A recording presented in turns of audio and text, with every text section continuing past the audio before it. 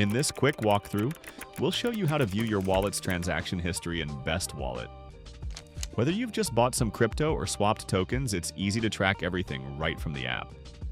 From your home screen, swipe through your wallet cards and select the one you want to check. Each wallet has its own transaction history.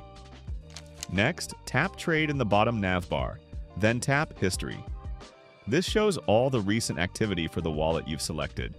Here, you'll see a full breakdown of your transactions, including buys, swaps, deposits, transfers, and upcoming token purchases.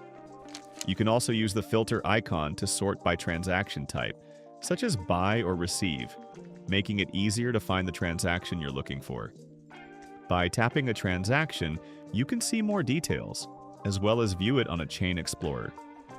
You can also tap on any token in your wallet to see just that token's history.